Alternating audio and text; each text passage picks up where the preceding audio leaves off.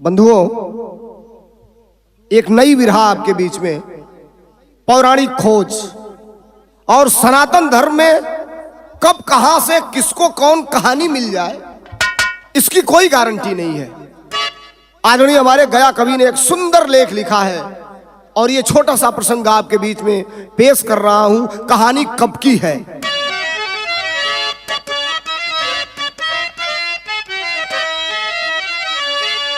धराशायी रावण धरा पर पड़ा था, खड़ा था महाकाल मुंह फाड़ करके, वेदना से व्यथित राम का दिल हुआ, लंकाधिपति की मौत ताड़ करके, देर पल भर की करना मुनासिब नहीं, भाई लक्ष्मण को रघुबर तुरंत है बुलाए, करो काम मेरा जो हमसे न होगा, अरे सोलंकी गया उनको फौरन पठाए।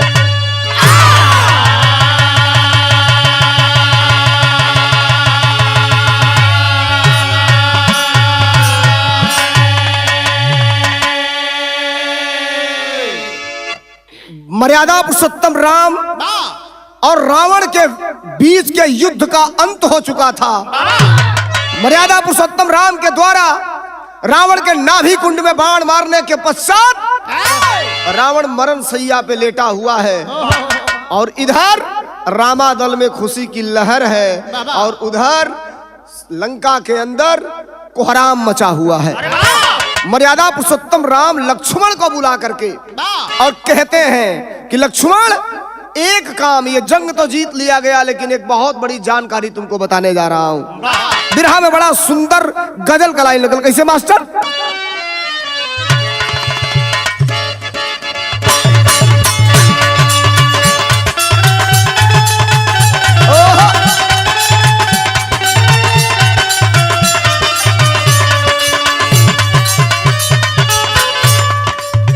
गजल कभी कभी दिल के अंदर प्रवेश करती है और गजल को गजल के तरीके से सुना जाए तो उसका मजा कुछ और होता है।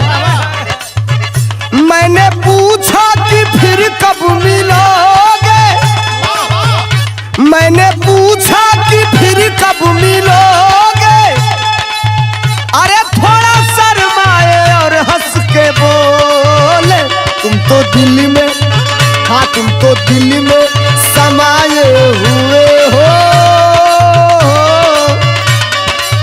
हाँ तुम तो दिल में समाये हुए हो, मिलने की जरूरत नहीं है, तुम तो दिल में समाये हुए हो, अरे मिलने की जरूरत नहीं, जियो तुम तो दिल में समाये हुए हो, मिलने की जरूरत नहीं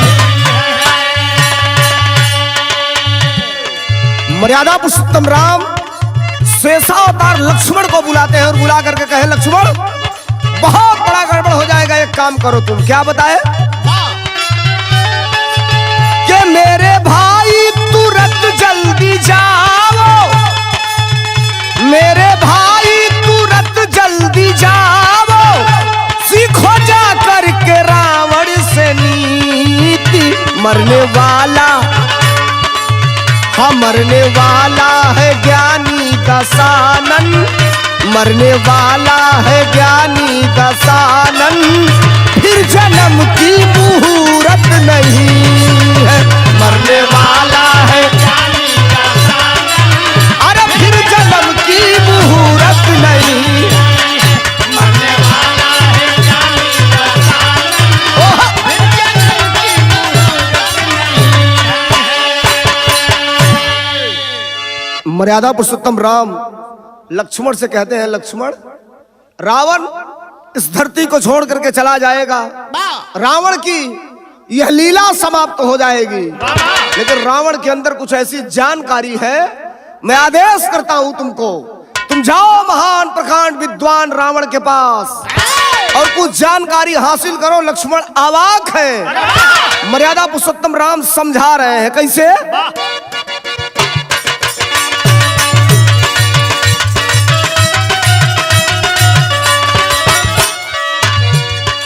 ए लक्ष्मण, किया जो भूल उसका सूल चुभा उसको है, मगर इस बात का अफसोस हुआ मुझको है। पुजारी शिव का राजनीति का धुरंधर है, घायल है फिर भी तीरंदाजी का सिकंदर है। सीख लो ये ABCD काम तुमको आएगी, सीख लो ये ABCD काम तुमको आएगी, वरना साथ में रावण के चली जाएगी।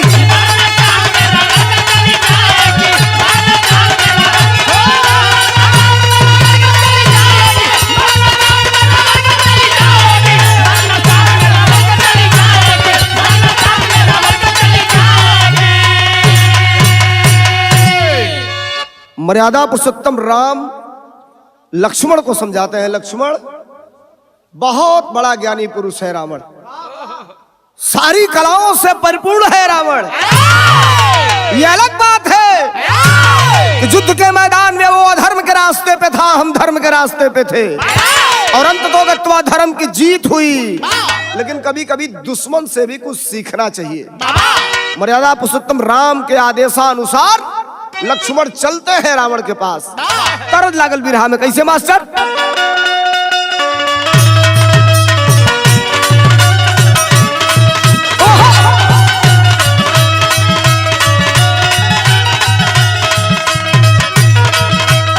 कौनो मेहरारू अपना मर्द के खूबसूरती का स्टाइलिश वर्णन कर दिया। ए तुहरो मर्द हो, तू अपना मर्द से प्यार करेलू, हमारा मर्द का जोड़ा केहू नहीं थे। कैसे उड़ेला फर फर बहे पुरवैया हो,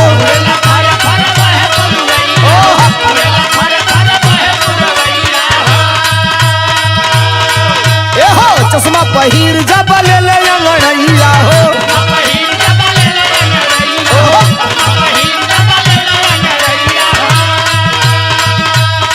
उड़ेला फर फर बहे पुरवैया हो, चश्मा पहिर जब ले ले अंगड़ैया हो। यही दिलवा में गोली दागे हैं, यही दिलवा में गोली दागे हैं, राजाऊ के ही पिया, राजा जी के ही पिया, हिरौआ से है भी लागे हैं, राजा जी के ही पिया, हिरौआ से है भी लागे हैं, बालाऊ के ही पिया, हिरौआ से है भी लागे हैं, राजा जी के ही पिया। चल दिए शेषावतार लक्ष्मण दिया, जो ही चले वो समय का बात लिखल गल कैसे मास्टर। रावण के पास चले लखन पुजरिया हो,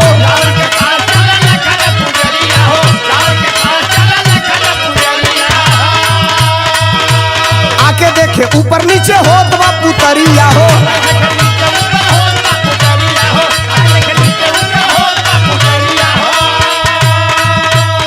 रावण के पास चले लखन पुजरिया हो, आके देखे ऊपर नीचे होत बा पुतरिया हो।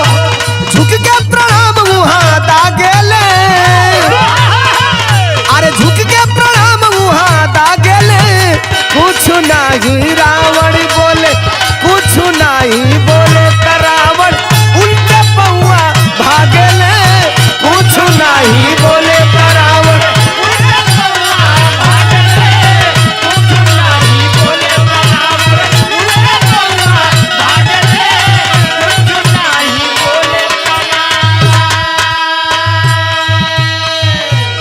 मर्यादा पुरुषोत्तम राम के बताने के अनुसार लक्ष्मण जी गए और जा करके रावण के पास खड़ा है। खड़ा कह रहा हो, सिरहाने जाके खड़ा हवा, दो चार बात बोलला। रावण के शरीर से प्राण भी निकलने वाला है, बाणों की सैया पे लेटा हुआ है, बाण लगे हैं। रावण कुछ बोल नहीं रहा है, दो चार बात बोलना, कुछ आवाज ना सुनाई दिया, बैक हो गई है। बैक महिला अंजाम का निकलल आई हम मर्यादा पुरुषोत्तम राम के पास। मर्यादा पुरुषोत्तम राम जी पूछते हैं, लक्ष्मण हुआ क्या? महाराज कहाँ भेज दिया हमके?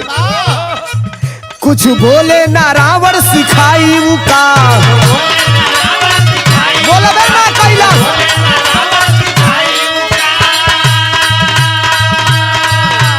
और राजनीति के पहाड़ा पढ़ाई का।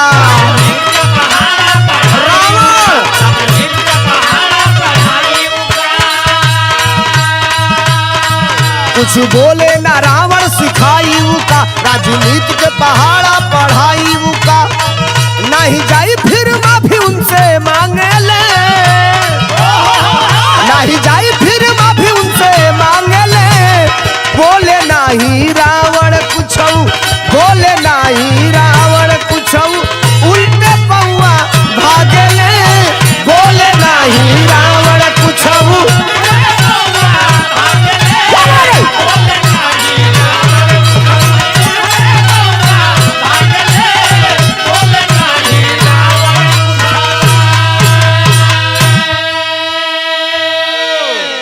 मर्यादा पुरुषोत्तम राम के सामने लक्ष्मण की एंट्री होती है और लक्ष्मण से पूछे मर्यादा पुरुषोत्तम राम कोई जानकारी मिली? खोला जानकारी जब मुंह से बोलते नहीं खे। अंतिम स्टेज पे रावण है, हो सकता है उसके शरीर के अंदर की कैपेसिटी खत्म हो गई हो, नहीं बोल पा रहे हो, बोल नहीं पाएगा, हमें आप मत भेजिए। कल कैसे पूछला, कहां से पूछला? ए साहब गैली, रावण ऐसे मरण सैया पे लेटा है, सिरहाने खड़ा हो गए सर के पास और तीन चार बातें हमने पूछा, रावण कुछ नहीं बोला।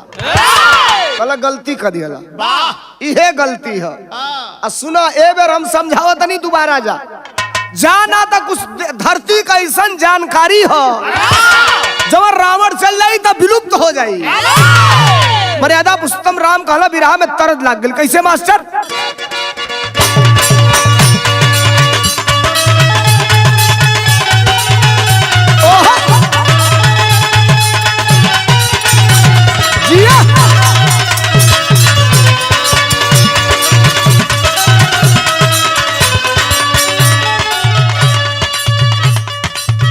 आजकल गाना का खूबसूरती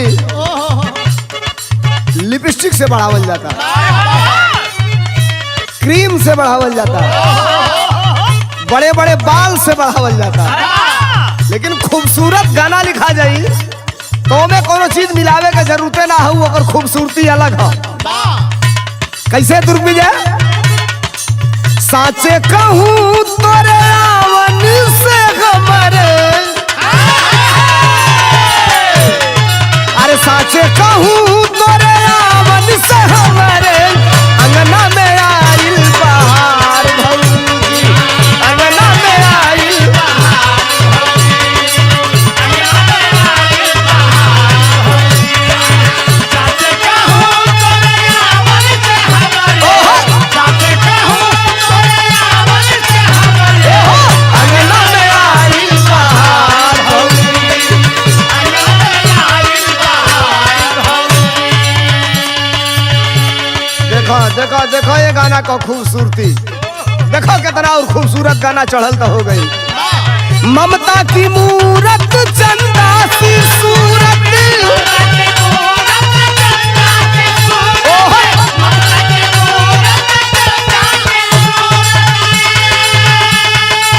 ममता की मूरत चनरमा की सूरत, ममता की मूरत चनरमा की सूरत, लाखों में एक हमार भौजी, लाखों में एक हमार भौजी, लाखों में एक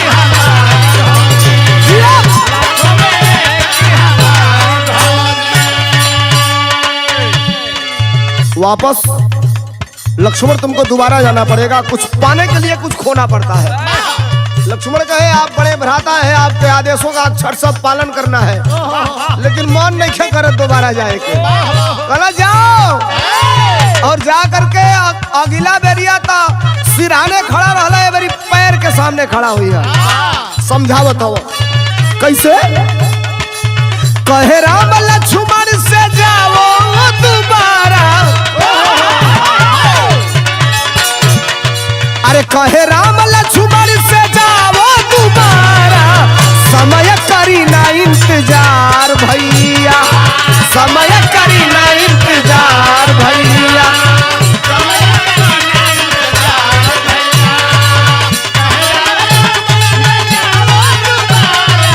कहे राम लक्ष्मण से जाओ दोबारा, समय करी ना इंतजार भैया।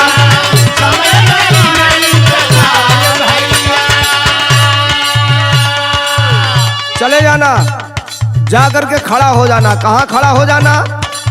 पाँव को प्रणाम करो बोलेगा रावण,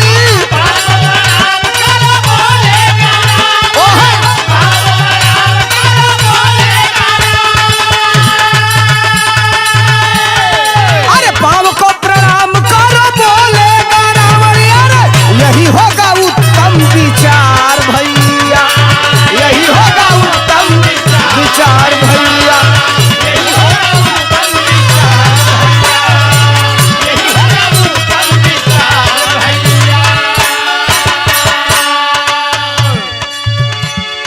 आदेश है वो भी जगत के तारनहार मर्यादा पुरुषोत्तम राम का चले। रावण अभी भी उस अवस्था में है कि कब प्राण निकल जाएंगे कोई नहीं समझ पाता, लेकिन रावण के मुंह से देख रहे हैं कि कुछ भुन भुन भुन भुन की आवाज आ रही है। किससे बात कर रहा है? खड़ा हुए पैरों के पास और खड़ा होकर के बोलना चालू करते हैं। पौआ के पास जाके खड़े धनुषधारी लक्ष्मण,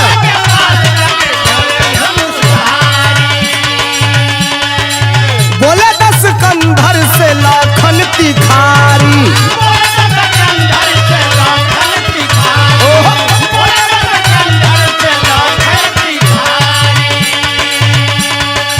मूर्ख हुई तना कितना बताऊं, रावण बोला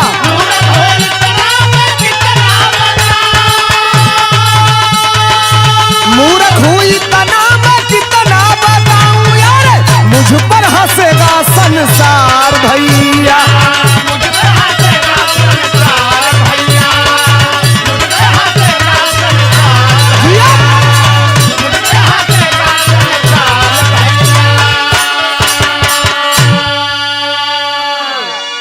देखा महान प्रकांड विद्वान रावण लक्ष्मण को पैरों के तरफ साष्टांग दंडवत करते हैं लक्ष्मण, और पूछे कि आपका अंतिम समय है, मैं कुछ आपसे जानकारी चाहता हूं, कुछ सीखने आया हूं। लक्ष्मण से रावण एक सेकंड की देरी किए बिना तत्काल उनके सवाल का जवाब देता है। रावण कहता है लक्ष्मण से कि लक्ष्मण, तुम्हारे आते वक्त तुम देखे होगे कि मैं किसी से बात कर रहा था, मैं पशु पक्षी चील कौवे प्रकृति से बात कर रहा था, और मैंने कह दिया है कि मेरे मरने के बाद मेरे शरीर के मांस का एक भी टुकड़ा कोई पशु पक्षी नहीं खाएगा, मेरे शरीर के मांस का एक भी टुकड़ा भारत के अंदर नहीं, उस धरती पर जहां से तुम लोग चल के आए हो वहां नहीं गिरेगा। ये तो तुम हमारी बात सुन लिए, लेकिन तुम शायद भूल रहे हो कि राम ने तुम्हारे साथ धोखा किया है। अब तो लक्ष्मण पैर के पास खड़े हैं, आवाज 2 कदम पीछे हटे गए, खबरदार जवान को लगाम दो, मेरा भाई मेरे साथ धोखा। कहे सुनो, मैं जिस सीता को हरण करके लेके आया था वो नकली सीता थी।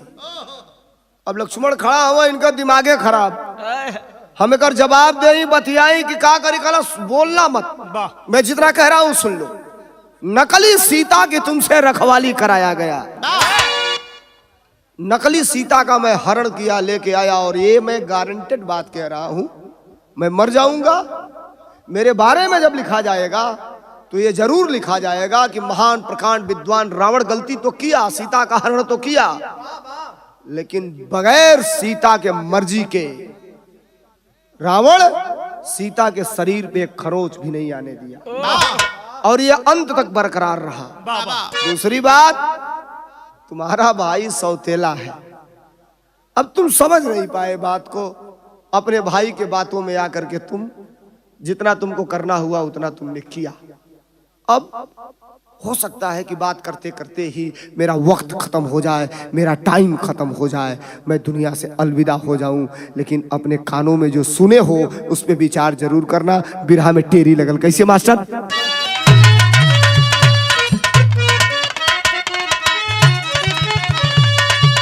लखन का मनवा शंका में पड़ल, हाँ लखन का मनवा शंका, ओ लखन का मनवा शंका में पड़ल, अरे खेला राजनीति का खेल गईल रवनवा, तो चतुर राम की चाल बड़ी, अरे चतुर राम की चाल बड़ी, धोखा भी तेरे साथ किया, भेद छुपाया सौतेला, झूठे भाई का साथ दिया, अरे खोल गया तब लहू बदन, लक्ष्मण का पारा गरम हुआ, अरे रामचंद्र से पूछ लिए ना तनिको क्रोध अब नरम हुआ।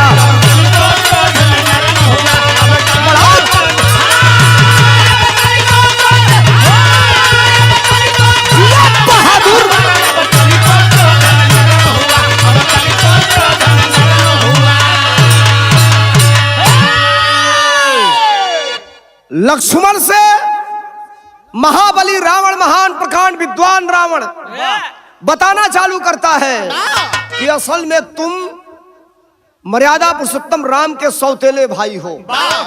दूसरी बात, राम के वहां से, तुम्हारे वहां से जिस सीता का हमने हरण करके लाया वो सीता असली सीता नहीं थी। परेशान हुआ लक्ष्मण जी, और रावण कहता चला जा रहा है, बिरहा में तरद लाग गई कैसे मास्टर?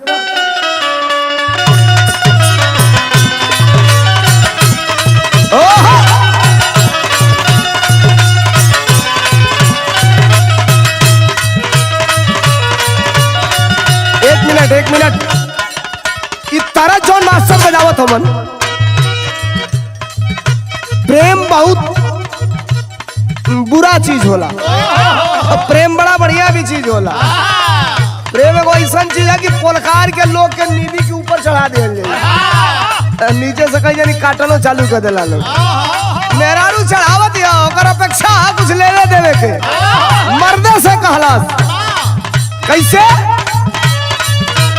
देखे बिना एक को पले रहलो न जाला, राजा जी सूरतिया तोहार हो, देखे बिना एक को पले रहलो न जाला, राजा जी सूरतिया तोहार हो, देखे बिना एक को पले रहलो न जाला, राजा जी सूरतिया तोहार हो।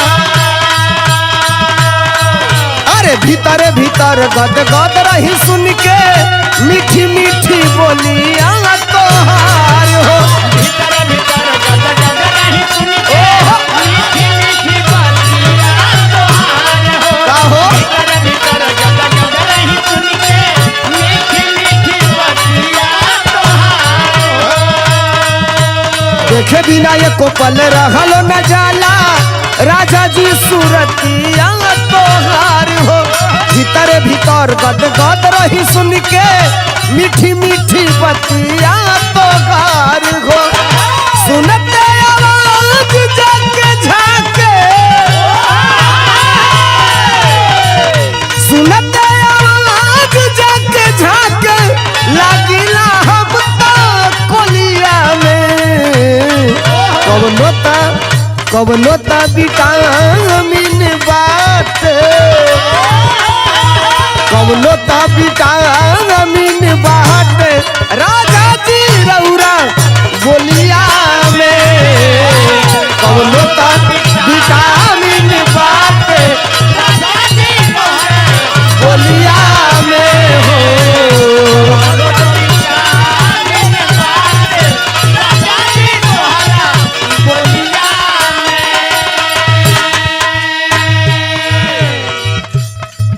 मर्यादा पुरुषोत्तम राम लक्ष्मण ये दोनों सगे भाई हैं, जरा पॉइंट नोट करिए आप। लक्ष्मण को मर्यादा पुरुषोत्तम राम ने भेजा है रावण के पास। रावण ने बता दिया कंडीशन कि तुम राम के सगे भाई नहीं हो, सौतेले हो, तुमसे नकली सीता की रखवाली कराई गई। मैं जिस सीता को लाया था वो भी सीता असली नहीं थी, नकली सीता थी। अब सुनिए खोज, ये कवि की खोज है, कहां से खोजे इस लाइन को तो मैं बताऊंगा, लेकिन परफेक्टली बात 2 मिनट आपके बीच रखूंगा। आइल हवन वापस मर्यादा पुरुषोत्तम राम के पास लक्ष्मण आज जज्बात में खड़ा होके मर्यादा पुरुषोत्तम राम से लक्ष्मण कहत हवा का कहला, राम जी से कहले लखन बल करिया कैला हमसे धोखावा कमार हो। राम जी से कहले लखन बल करिया कैला हमसे धोखावा कमार हो। राम जी से कहले लखन बल करिया कैला हमसे धोखावा कमार हो। भाई होके भाई से छिपाई देला भेदावा, अरे भाई होके भाई से छिपाई देला भेदावा, पड़त नाही बाटे तमार हो। भाई होके भाई से छिपाई देला भेदावा, पड़त नाही तमार हो। भाई होके भाई से छिपाई देला भेदावा, पड़त नाही तमार हो।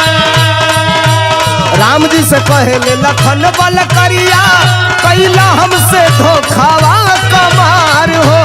भाई होके भाई से छुपाई देला भेदावा, पड़त नाही बाटे एतबार हो। कैली चौकीदारी बिन रतिया, अरे कैली चौकीदारी बिन रतिया, चौकीदार बन के नकली के हो। कहवा छुपा के बाल रखले, अरे कहवा छुपा के बाल रखले, दुल्हिया अपन असली के हो। कहवा छुपा के बाल रखले, दुल्हिया अपन असली के हो। कहवा छुपा के बाल रखले, दुल्हिया अपन असली हो। मैं आपसे क्लियर कट ये जानना चाहता हूं, लक्ष्मण ने मर्यादा पुरुषोत्तम राम से कहा कि स्पष्ट बताइए, जिस सीता का हरण हुआ था, जो सीता को रावण चुरा के ले गया था, दुनिया ये जानती है वो सीता असली थी कि नकली थी। अगर वो सीता नकली थी तो असली सीता को छुपा के कहां रखे हैं, और नकली सीता की रखवाली हमसे कराई गई। इतना बड़ा हमारे साथ इतना बड़ा धोखा। हम आपको भाई नहीं, बड़ा भाई पिता समान होता है। मैंने अपने नजर से कभी मां समान जगत जननी मां सीता को अपने नजरों से नहीं देखा। रावण ने जो बताया वो सही है कि क्या सही है? अरे अब परेशान हवा मर्यादा पुरुषोत्तम राम। कल कुल बात का निचोड़ तो के एक के बेर हम बतावत नहीं, ढेर समझाई दिमाग हो जाई तो हाथ डिस्टर्ब।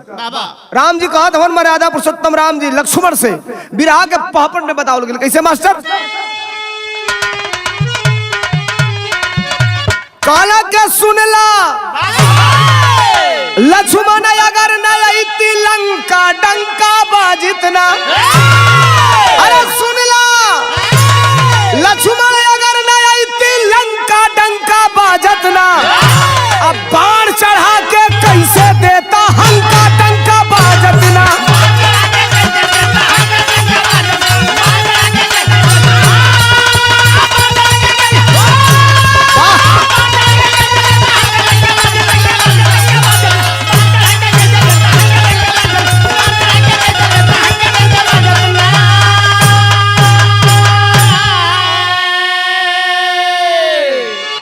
इस लंका में आने से कई काम हुए हैं लक्ष्मण।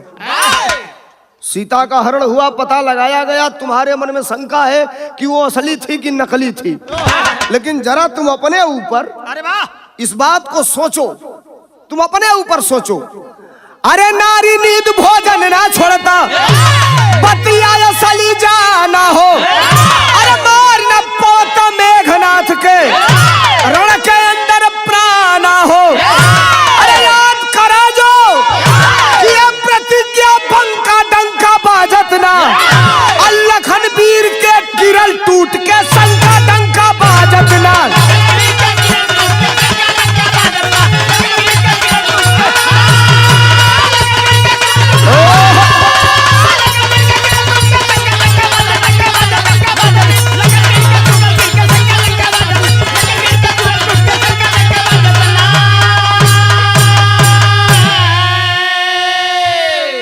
गौर करेंगे लक्ष्मण, अगर तुम वन को नहीं आए होते, लंका की लड़ाई नहीं लगी होती, नारी का त्याग, निद्रा का त्याग अगर तुम नहीं किए होते तो मेघनाथ का तुम्हारे द्वारा वध भी नहीं हुआ होता।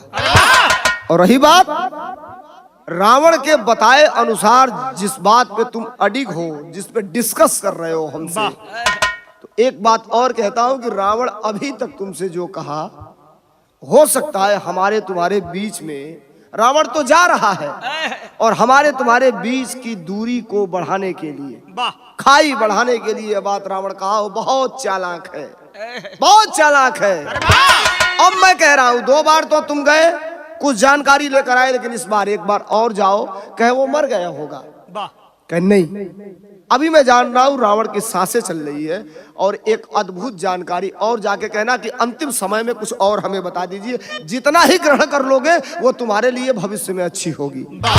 आल्हा लगल भी रहा में कैसे?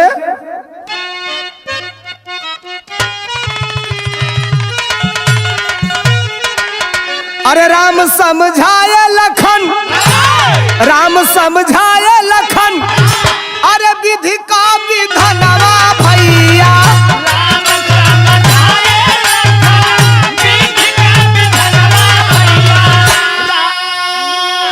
अरे रावण पुजारी जाने वाला सूरधाम,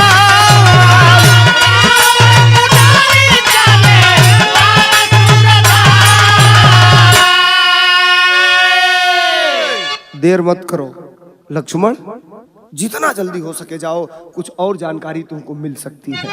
क्या कहे कि दुनिया में जारी रही लंकापति के नमवा बाबू, दुनिया में जारी रही लंकापति के नमवा।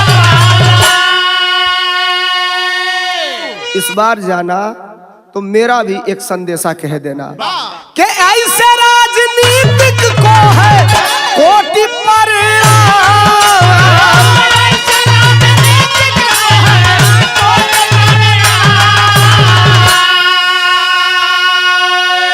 मत करो, विलंब करोगे तुम्हारे लिए दिक्कत होगी। तो चली जाती सरी बार लक्ष्मण रावण के समनवा भैया।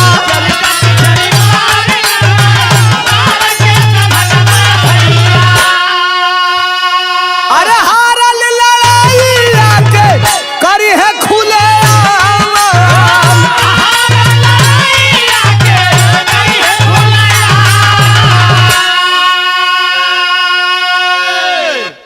चले जाओ लक्ष्मण, जा करके रावण से अब तक तुझे जो जानकारियां मिली तुमने लाया ही, कुछ और पूछना। कहे क्या पूछेंगे? क्या युद्ध के बारे में पूछना, लड़ाई के बारे में पूछना, जो चीज तुम्हें लगे कि जो चीज मेरे लिए अच्छी होगी वो पूछ लेना। महान प्रकांड विद्वान है रावण, रावण जैसा जानकार नहीं है कोई आज तक। गए लक्ष्मण जी, अंतिम सांसें चल रही है, अब प्राण निकले, कब प्राण निकले, सेकंडों का वो चल रहा है। खड़ा हुए पैरों के पास और कह साहब कुछ और जानकारी चाहता हूं अंतिम समय में। मुंह से बोल नहीं निकल रहे हैं। हिम्मत जुटाया रावण और कहा कि देखो आज जो ये कंडीशन है, मैं दुनिया छोड़ रहा हूं और तुम्हारी दुनिया में जयकार हो रही है। इसका कारण जानते हो क्या है? बताया बिरहा के खड़ी में, कहा बतौलस धोखा कर दिए। इस लड़ाई को तुम जीत गए हो। जानते हो उसका सीधा सीधा फार्मूला क्या है, कैसे जीते? दुनिया का कोई अस्त्र शस्त्र तुझे जिता नहीं सकता था। दुनिया की कितनों बड़ी सेना लेकर के आते, युद्ध में रावण विजयी होता, तुम हरा नहीं सकते थे। हारने का एक ही कारण रहा लक्ष्मण, तुम्हारा भाई तुम्हारे साथ था और हमारा भाई हमारे साथ नहीं था। गद्दारी कर दिया और भाई के बताए अनुसार मेरे नाभि कुंड में राम ने बाण मारा और मैं इस दुनिया को छोड़ के जा रहा हूं। लेकिन याद रखना क्या? अरे दिया घर का भेद भइल लंका शमशान हो, अरे तबे राम मार पवला हमारा के बाम हो।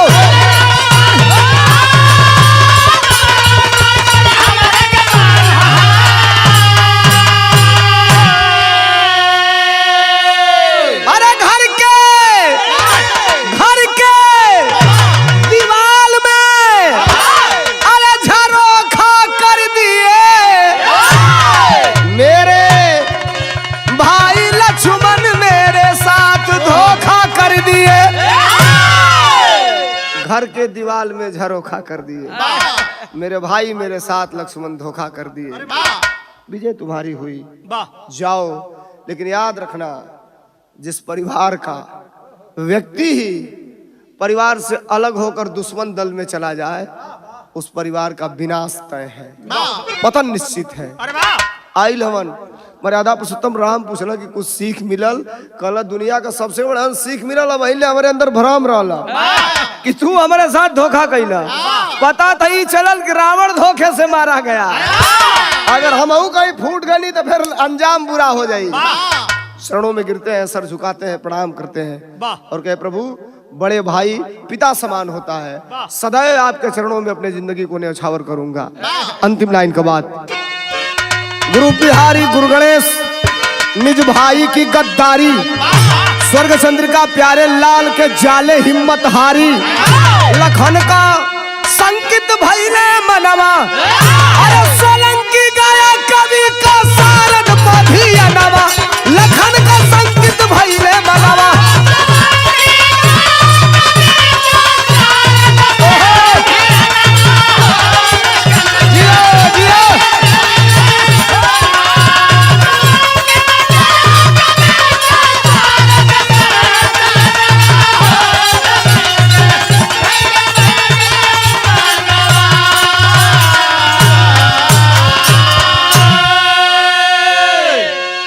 दास्तान बढ़िया लगी, गीत बढ़िया लगी, सुनल जाई, आगे फॉरवर्ड कर जाई, चैनल के सब्सक्राइब कर जाई। बहुत धन्यवाद।